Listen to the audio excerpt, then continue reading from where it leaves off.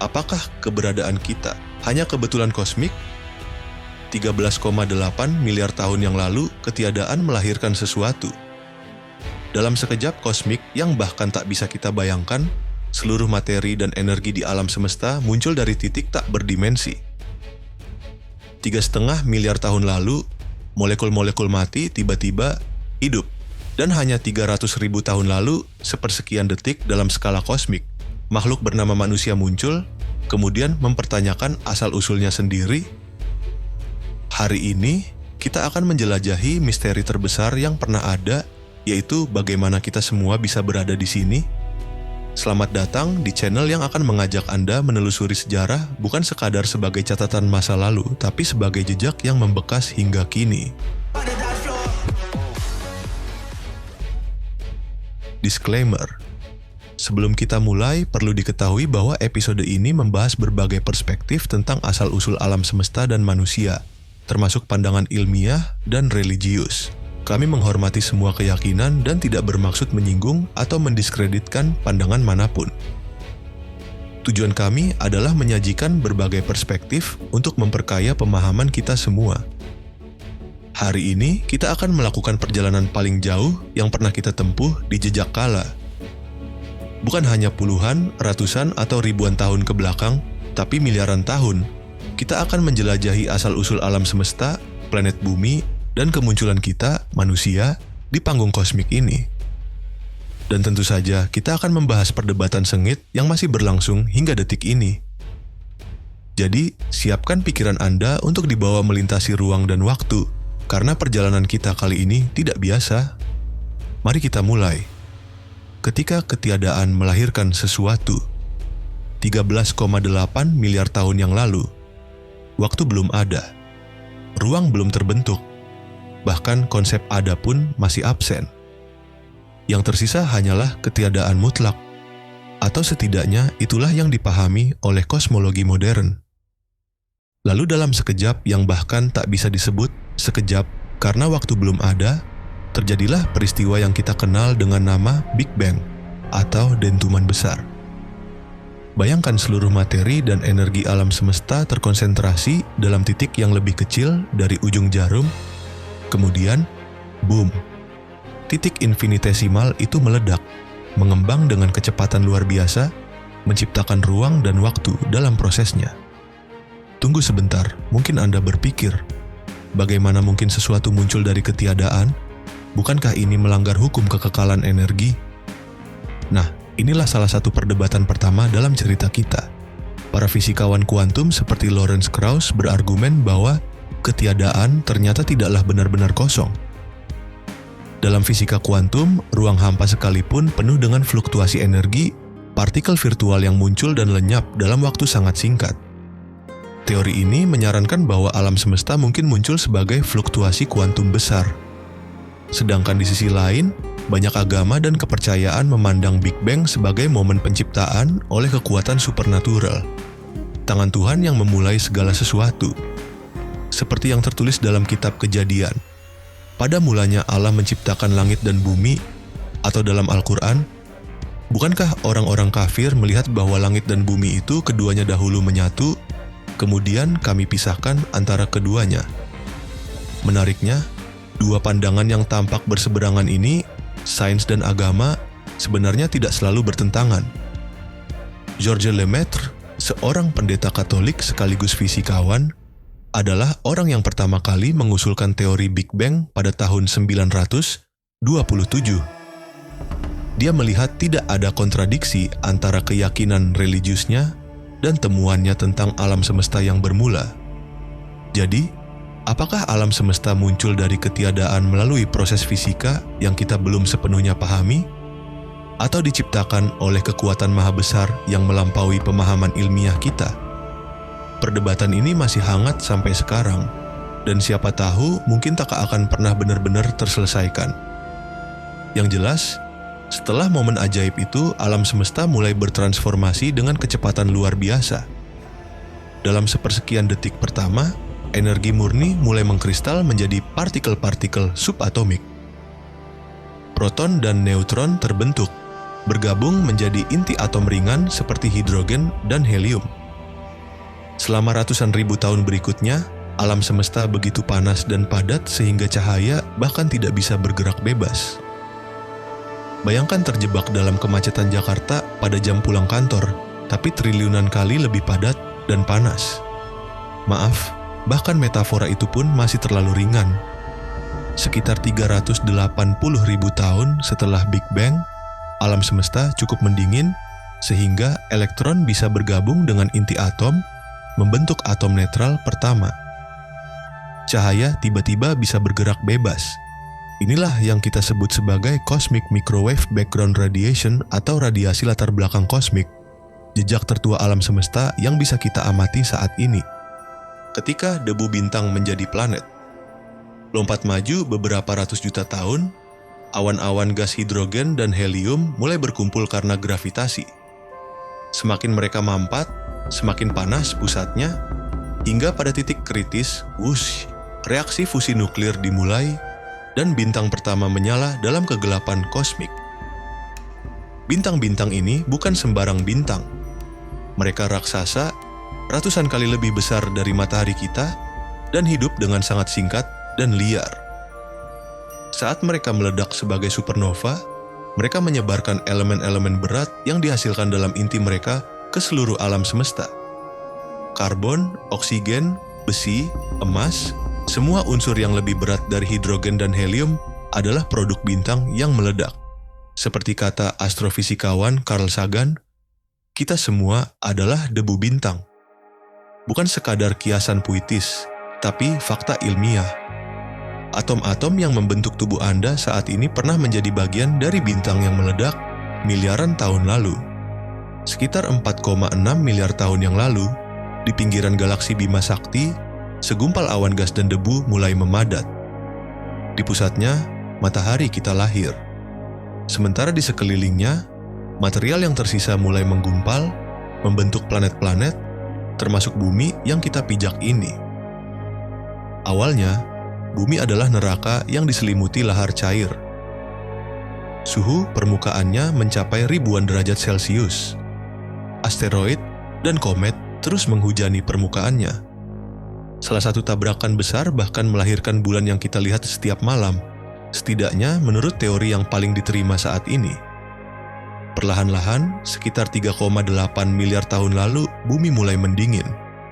Uap air di atmosfer terkondensasi menjadi hujan yang turun selama ribuan tahun, membentuk lautan primitif. Inilah panggung untuk drama kehidupan yang akan segera dimulai. Tapi tunggu dulu. Di sini kita menemui perdebatan menarik lainnya. Beberapa ilmuwan berspekulasi bahwa komet yang menghujani bumi muda mungkin membawa air dan molekul organik dari luar angkasa. Artinya, bahan baku kehidupan mungkin berasal dari luar bumi. Teori ini dikenal sebagai panspermia. Yang lain berpendapat bahwa kehidupan muncul sepenuhnya dari proses kimia di bumi itu sendiri. Bayangkan lautan primitif sebagai sub raksasa dengan berbagai bahan kimia yang diaduk oleh guntur, panas, dan radiasi ultraviolet dari matahari. Dalam kondisi ini, molekul organik sederhana mungkin terbentuk, kemudian berkembang menjadi semakin kompleks. Eksperimen Miller-Urey pada 1952 menunjukkan bahwa asam amino, bahan dasar protein, bisa terbentuk secara spontan dalam kondisi yang mensimulasikan bumi primitif. Namun, langkah dari asam amino ke sel hidup pertama masih merupakan teka-teki besar. Saya tahu apa yang Anda pikirkan. Kalau proses alamiah begitu rumit, bukankah lebih masuk akal kehidupan diciptakan oleh perancang cerdas? Inilah perdebatan yang telah berlangsung berabad-abad dan memanas dalam beberapa dekade terakhir. Teori intelligent design atau perancang cerdas mengusulkan bahwa kompleksitas kehidupan terlalu rumit untuk muncul secara kebetulan, sehingga harus ada kecerdasan yang merancangnya. Sementara itu, para ilmuwan evolusioner berpendapat bahwa seleksi alam dan waktu yang sangat panjang sampai miliaran tahun cukup untuk menghasilkan kompleksitas yang kita lihat sekarang. Bayangkan melempar dadu sekali dan mendapatkan angka yang Anda inginkan, itu sangat tidak mungkin. Tapi jika Anda melemparnya triliun kali selama miliaran tahun, kemungkinannya jauh meningkat. Yang pasti, entah bagaimana caranya, kehidupan memang muncul di bumi sekitar 3,5 sampai 4 miliar tahun lalu dalam bentuk organisme sel tunggal mikroskopis, dari mikroba ke manusia. Selama hampir 3 miliar tahun berikutnya, kehidupan di bumi hanya berupa mikroba, bakteri, dan archaea. Jangan meremehkan makhluk kecil ini.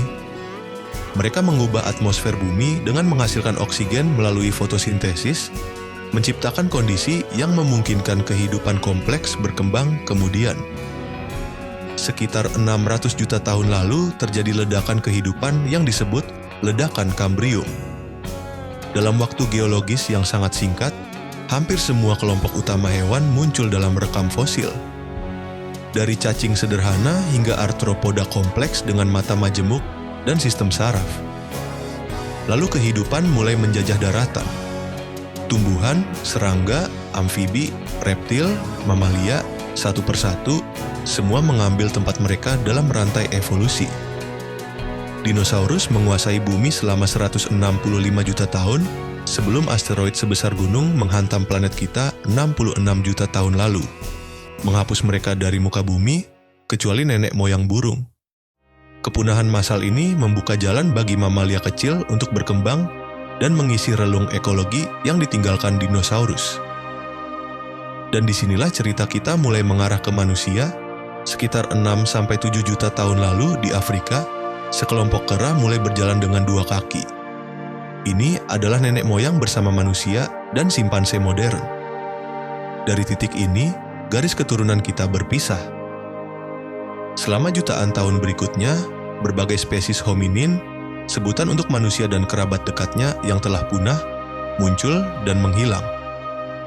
Australopithecus, Homo habilis, Homo erectus, Homo neanderthalensis, dan akhirnya, sekitar 300.000 tahun lalu di Afrika, Homo sapiens, manusia modern, muncul ke panggung. Inilah kita. Makhluk dengan otak besar yang mengonsumsi banyak energi, mampu berpikir abstrak, menciptakan bahasa kompleks, dan mengubah lingkungan sesuai kebutuhan kita. Dari api dan roda hingga iPhone dan roket luar angkasa, perjalanan teknologi manusia sungguh luar biasa. Tapi tunggu dulu. Cerita evolusi manusia ini juga menjadi sumber perdebatan sengit.